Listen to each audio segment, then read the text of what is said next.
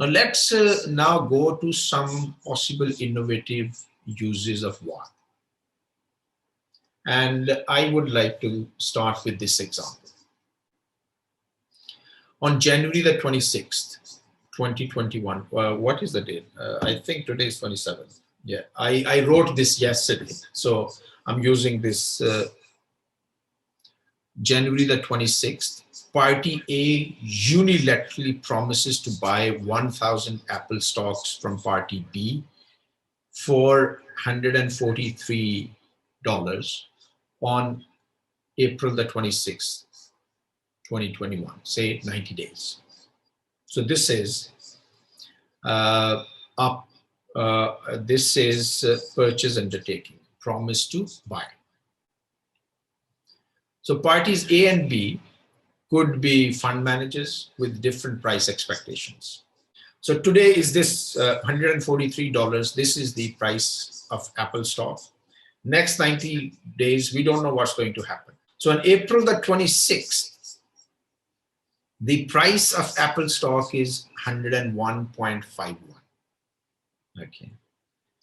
This means, let's go back to the promise. On January the 26th, yesterday, Party A unilaterally promised to buy 1,000 Apple stocks from Party B for $143 on April the 26th, 2021.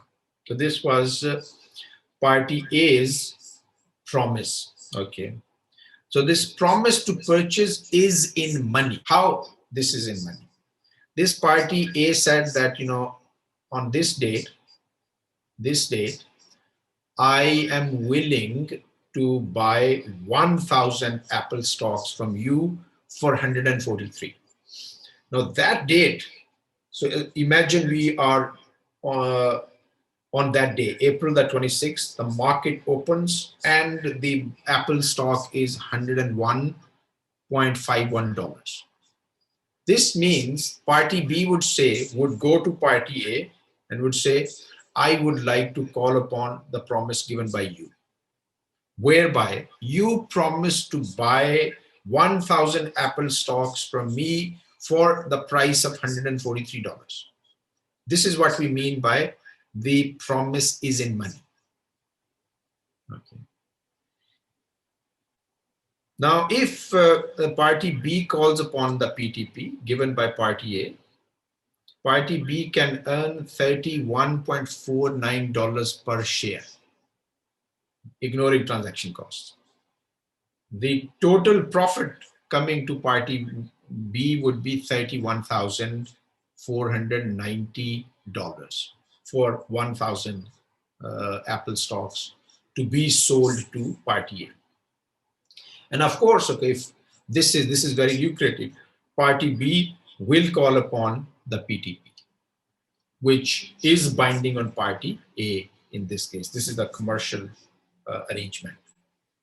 So this is a very good example of a possible application of WAD in a modern context. So on January the 26th, this WAD was given, a promise to purchase by Party A. And we say, hypothetically speaking, on April the 26th, the price of Apple stock is 101.51.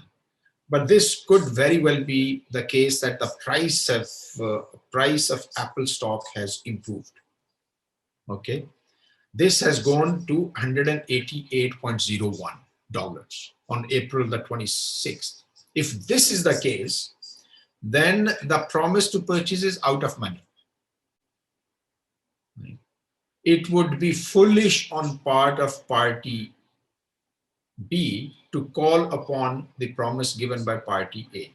Party A said, on April the 26th, I promise to buy 1,000 Apple stocks from you for the price of 143. Now, April the 26th comes, you observe the market price, this is $188.01, and you say that, oh, I'm not interested, because if I call upon the promise, I would be incurring a loss of $45.01, because I'll have to buy the stock from the market for this price. Even if I hold these stocks, okay, I can sell the stocks in the market for 188.01. Why should I be selling it to party A for 143? So this is what we mean by the a promise is out of money. Hence, party B will not call upon the PTP. So there is this optionality built in the concept of WAD. And this can be used to structure a number of options contracts, call options, put options, depending on whether this is a promise to purchase or promise to sell. So this is what you were referring, this one question, how is a WAD different from an option contract? There is this built-in optionality. However, there are differences between this naked WAD and an option contract. If we use WAD like this one in its very simple form, then of course, okay, this is not an option contract. This optionality is there. Option contracts, they work with a premium. You have to buy an option contract. Here, you cannot buy and sell a promise. A promise cannot be bought and sold because a promise is not what is considered as mal. And there is another fiqhi dimension that these rights, unbundled rights, they cannot be bought and sold. And I give you an example of preemption right. Preemption right in Arabic, this is called haqqu shufa. This is a valid right. A preemption right is a valid / recognized right in Islam. However, you cannot buy and sell. So, for example, in the Indian context, there used to be a lot of preemption rights related disputes around properties. My neighbor wants to sell the property to someone else. I'm interested in that property, and that my neighbor doesn't want to sell the property to me. He has made this arrangement with someone else. I will go to the court and I will prevent this sale by exercising my preemption right. Okay.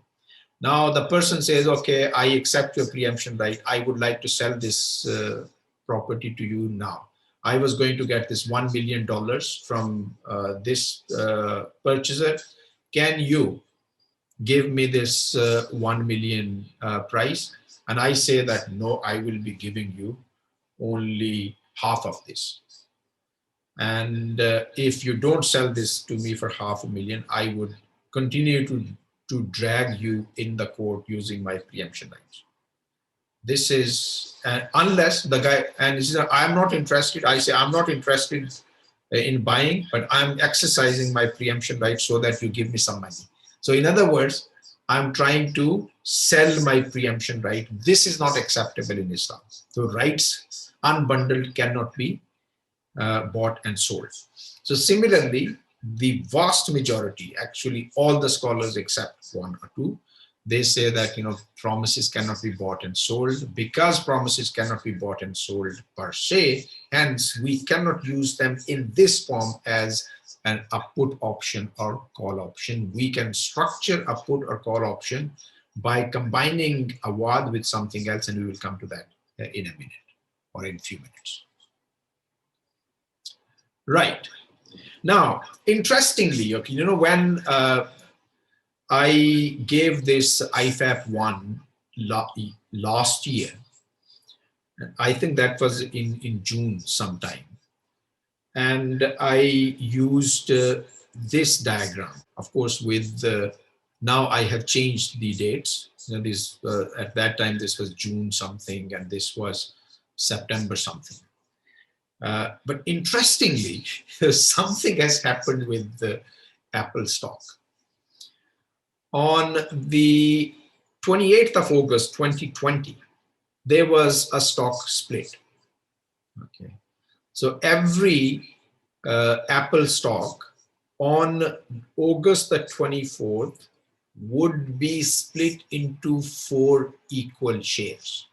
And this has happened, I think, 4th or 5th time with the Apple.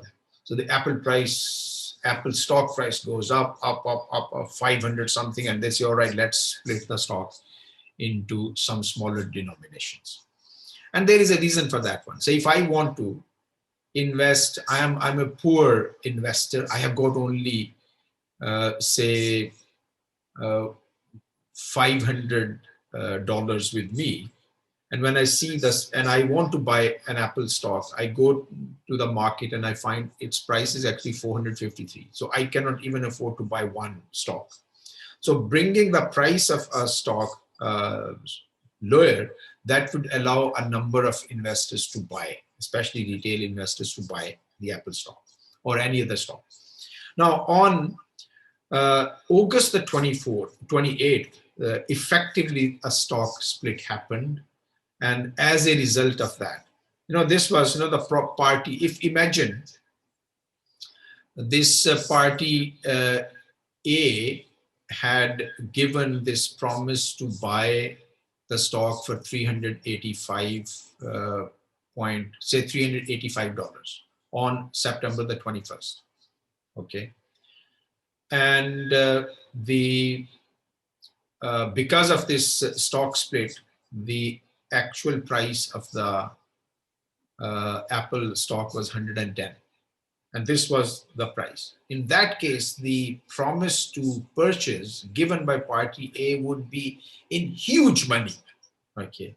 And the party A, the promisor would have been in trouble because of that one. So this would be, 275.23 gain from the call on the promise, okay, per share.